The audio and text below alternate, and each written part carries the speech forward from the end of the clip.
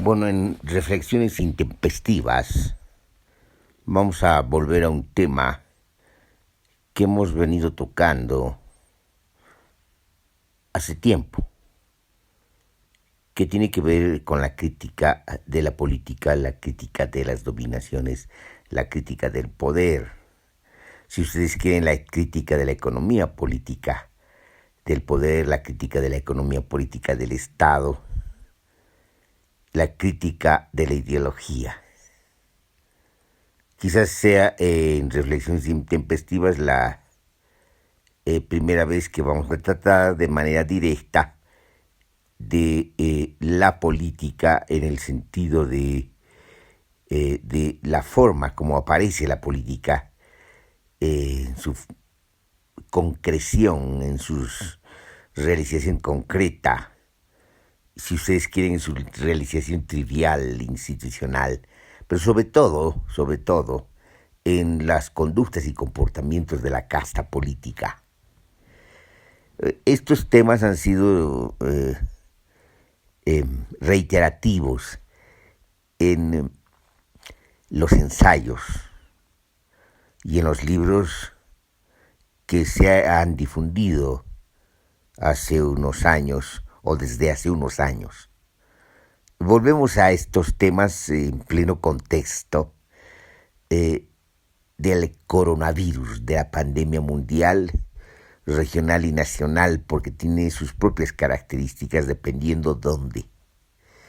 Aunque, digamos, tiene sus propias analogías mundiales muy parecidas desde la perspectiva de lo que podemos llamar la curva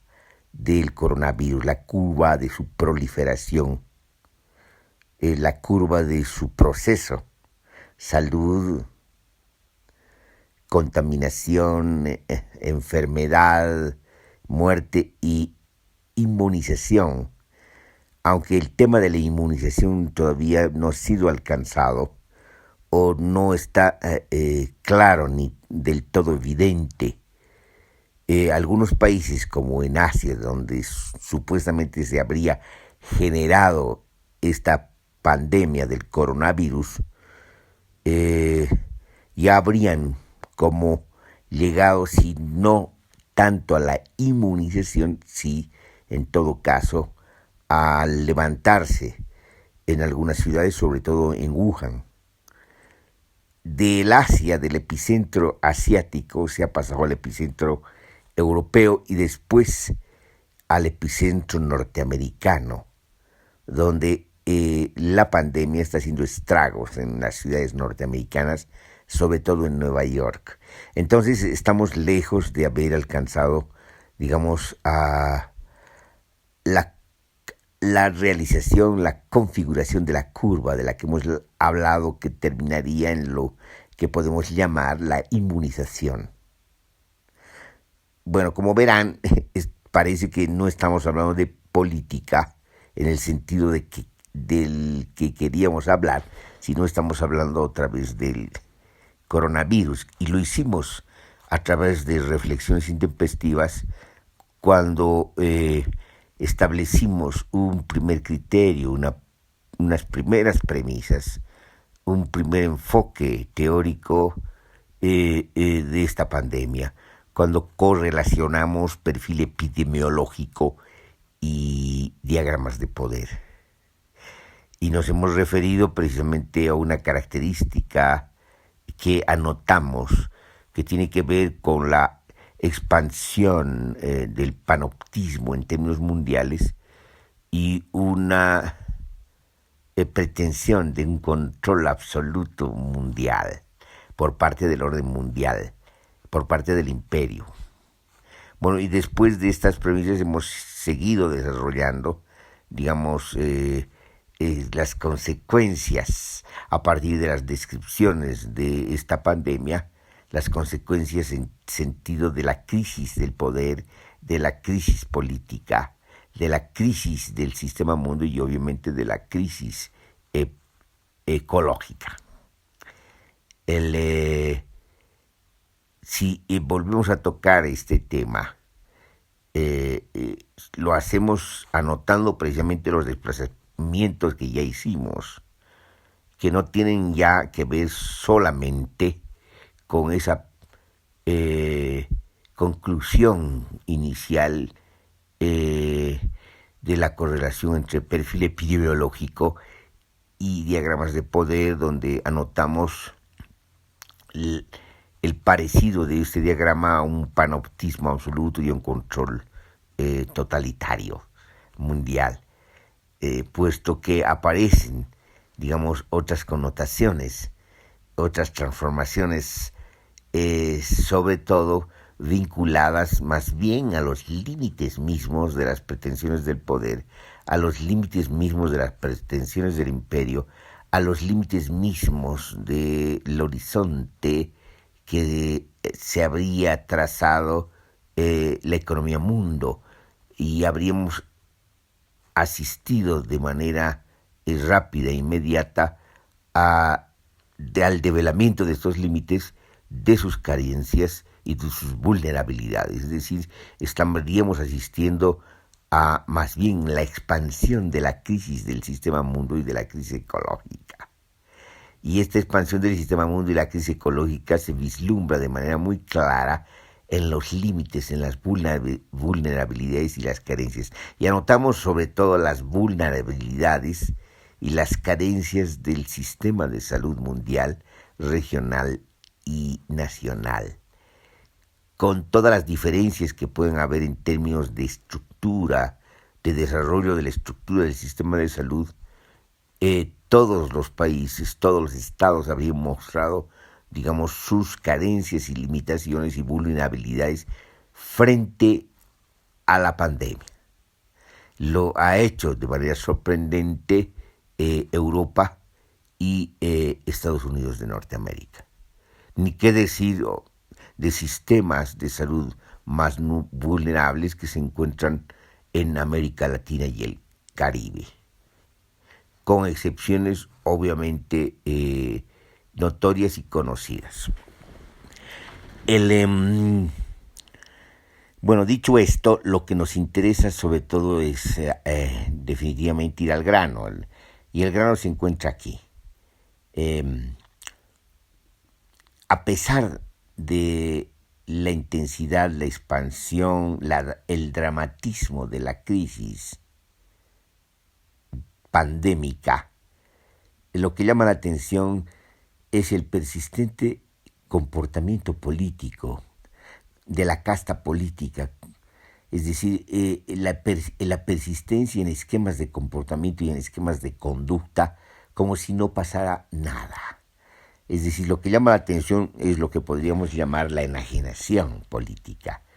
Y en este caso estamos hablando de la casta política, ya se exprese o se reclame de izquierda, entre comillas, o se reclame o se señale como de derecha por parte de unos o por parte de otros. Toda la casta política lo que está mostrando precisamente este sorprendente esquematismo de comportamiento y de conducta enajenado, esta persistencia en lo mismo, en una especie de costumbre, como si no hubiera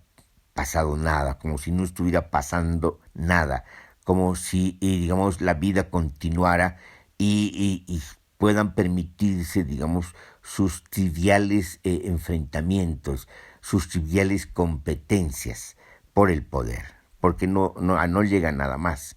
Hemos dejado ya hace tiempo, en el siglo XIX sobre todo, y después en el siglo XX, por lo menos, digamos, la mitad del siglo XX, en la primera mitad del siglo XX, esas pretensiones, esas búsquedas ideológicas, esas pretensiones de objetivos de salvación, de cumplimientos de promesas, de utopías o de orden en el sentido conservador, eso se habría dejado ya en la segunda etapa del siglo XX. Estaríamos asistiendo, digamos, a lo que hemos mencionado en los ensayos como Decadencia y en un libro que titula precisamente Decadencia, Bueno, estamos asistiendo entonces a una decadencia que tiene también sus distintos rostros, sus distintos perfiles, una decadencia política, una decadencia del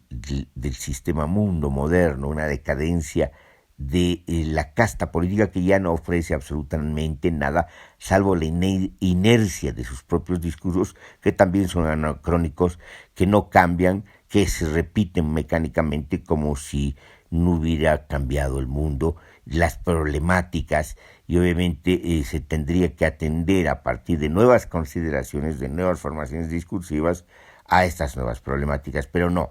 Ocurre como si el mundo no hubiera cambiado, como si el contexto donde nacieron estos discursos, estas pretendidas utopías, estas pretendidas promesas y estos pretendidos órdenes no hubiera desaparecido. Ese contexto en el que nacieron desapareció. Y obviamente ante la decadencia lo único que persiste es la inercia de estos discursos que ya no dicen nada, pero sí se mueven de manera repetitiva, reiterativa y podríamos decir hasta absurda, porque no tienen sentido. El sentido que quieren es reclamar, que quieren transmitir, y habría desaparecido hace mucho tiempo. Solo está en la cabeza de la casta política. Entonces, lo que llama la atención son estos comportamientos y estamos apuntando a lo siguiente. Por ejemplo, en pleno desastre pandémico, se siguen con disputas electorales. Ese es un dato muy claro. Es decir, disputas electorales, por ejemplo, en Bolivia. Es decir, como si los partidarios del régimen clientelar y corrupto no asistieran a no solamente la profusión, ¿no?, y el dramatismo y la anunciación de una agudización de la problemática de la pandemia, sino que no hubieran asistido a su propia caída, a su propio derrumbe, a su propia implosión, como si no hubiera pasado absolutamente nada. Claro que siguen con la muletilla del golpe de Estado, que no se sostiene en absoluto,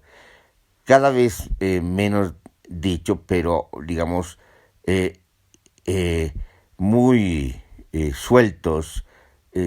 muy lejos de cualquier crítica y autocrítica, muy lejos de cualquier consideración de lo que ha ocurrido, inclusive a cualquier evaluación de lo que ha ocurrido, siguen, digamos, en lo mismo, siguen repitiendo, digamos, una pretendida interpelación a una derecha, a un gobierno de transición que se les antoja de conservador y de golpista, siguen repitiendo, digamos, lo mismo, como si no hubiera pasado nada, y se invisten o como víctimas o como héroes o héroes olvidados de una revolución que nunca se hizo, de una transformación constitucional que nunca se hizo.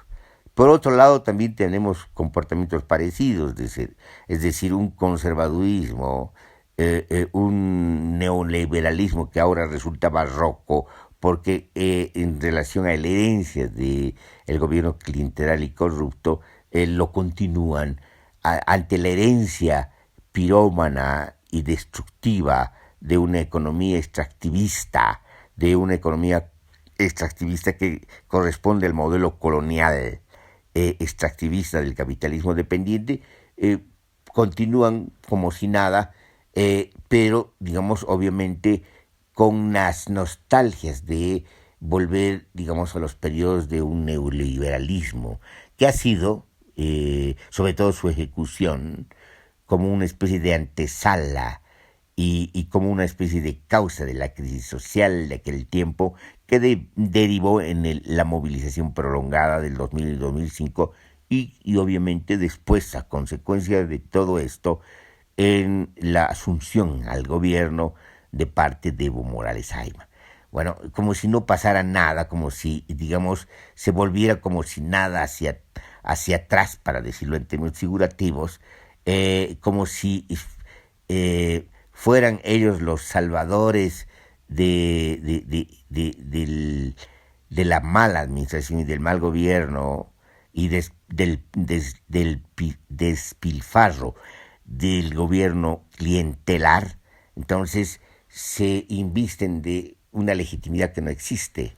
No existe porque, si bien desde nuestro punto de vista una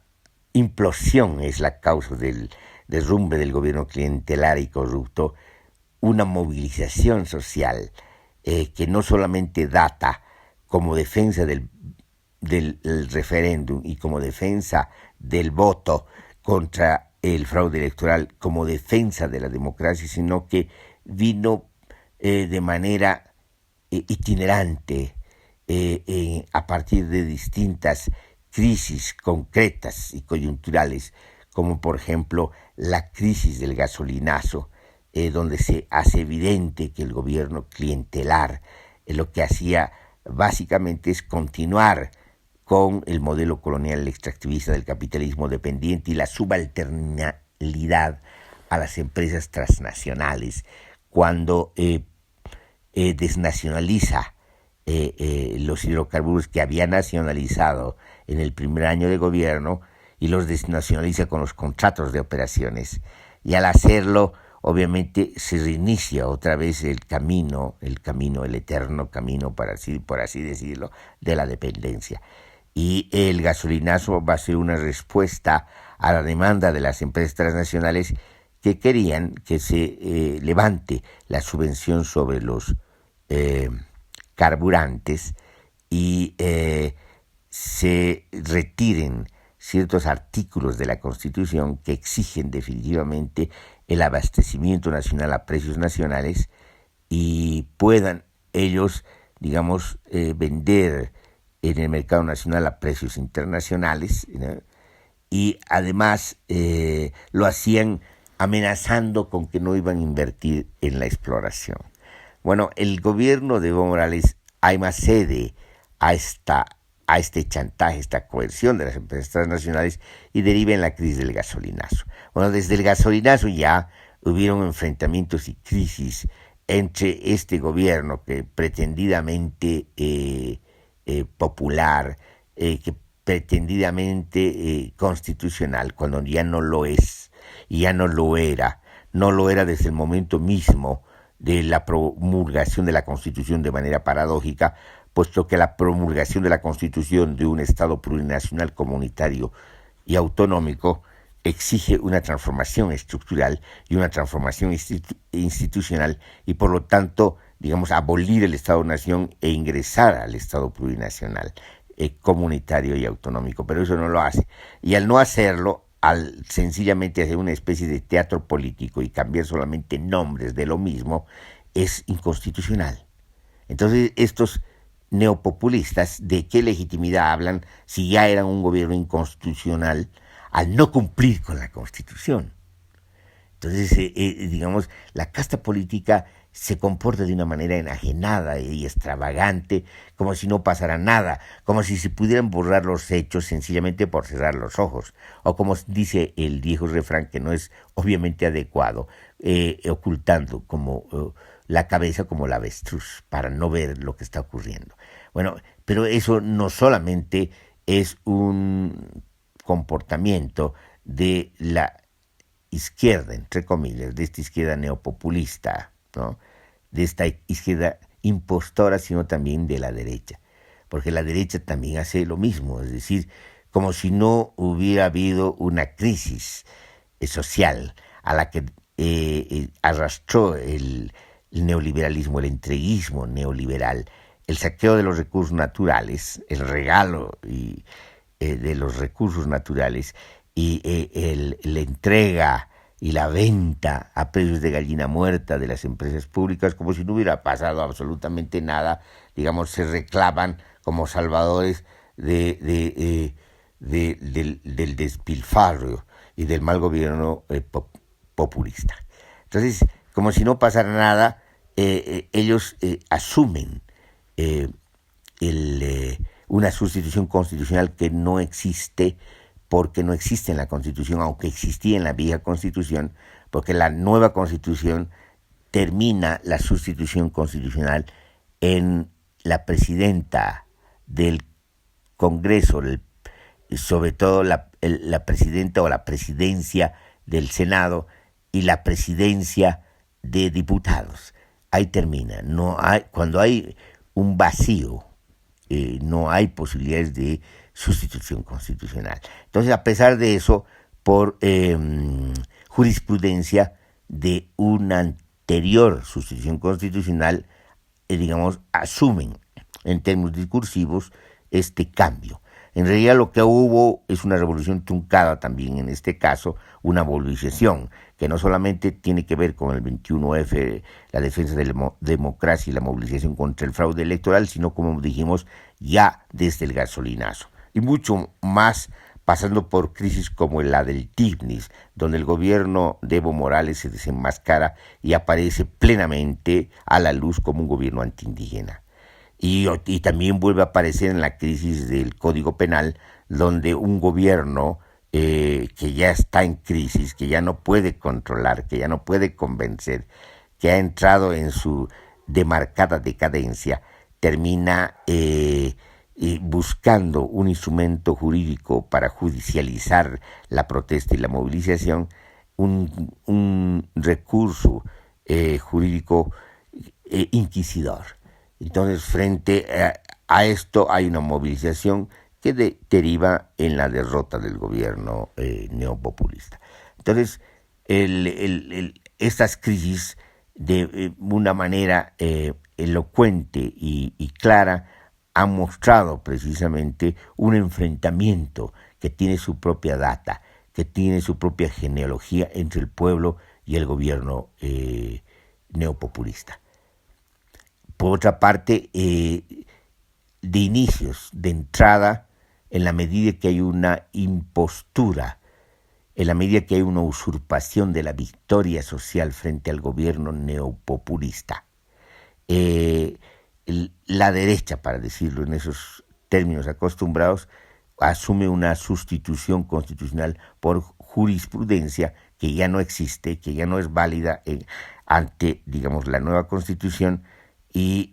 se hace cargo de un gobierno de transición que termina siendo un gobierno de transición interminable, porque en vez de garantizar las elecciones, ahora el gobierno convierte a su presidenta en candidata para las elecciones. Entonces, fíjense, estamos ante un comportamiento político muy parecido, aunque se hagan con distintos discursos, distintos personajes y con distintas posiciones. Entonces, estamos ante una casta política enajenada en plena decadencia, y mucho más en plena crisis pandémica del coronavirus. Como si no pasara nada, siguen con su pugna trivial, banal y que se llama grosera. Sin, atender de un lado y otro de manera plena, el gran peligro, la gran amenaza que se cierne sobre la población boliviana. Entonces, esta es una anotación importante, puesto que está notando una enajenación, pero también una forma muy peculiar de la decadencia de la casta política, que tiene que ver con el desentono, que tiene que ver con estos anacronismos de los esquemas de comportamiento que son heredados, pero que ya no tendrían sentido de seguir ejecutándose, pero lo sigue ejecutando la casta política y sigue diciendo de que lo hace por el pueblo. En realidad lo hace por la casta política,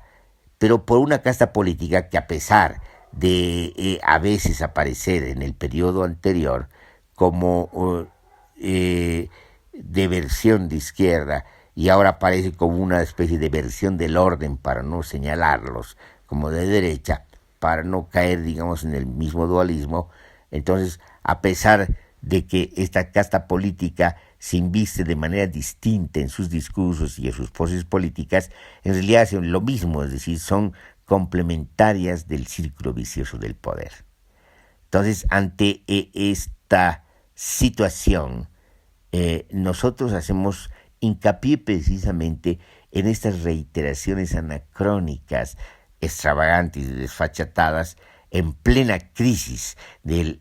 Estado-nación, en plena crisis múltiple del Estado-nación, en plena crisis del sistema mundo moderno, que sería una crisis civilizatoria, en plena crisis del sistema mundo capitalista, que es la crisis de sobreproducción que se expresa en las crisis itinerantes financieras, en plena crisis ecológica que amenaza la sobrevivencia de la humanidad. La casta política sigue, digamos, en su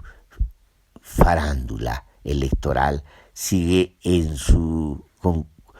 competencia política banal, y nos muestra no solamente lo que dijimos anteriormente, una banalidad, una vulnerabilidad y unos límites y unas carencias extremas de esta casta política ante la problemática que se vive, sino que nos está mostrando definitivamente su inutilidad,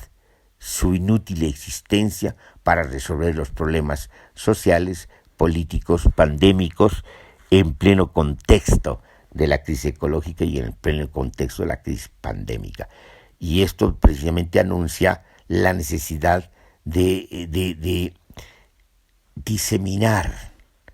estas formas discursivas, estas formas partidarias, estas formas de una democracia restringida y tribal, estas formas de la decadencia, e ingresar a otros horizontes que anidan en la potencia social. Bueno, esa es nuestra exposición y de alguna manera ahí están, digamos, distribuidas nuestras conclusiones. Bueno, que podemos resumirlas en lo siguiente, es decir, asistimos en plena clausura del sistema mundo moderno, en pleno crepúsculo de la civilización moderna, en plena acabose del Estado-Nación en su crisis múltiple y del sistema mundo capitalista. Asistimos como si nada a comportamientos anacrónicos, desentonados, desencajados de la casta política, como si no pasara nada. Esa es nuestra conclusión y aquí terminaríamos la exposición.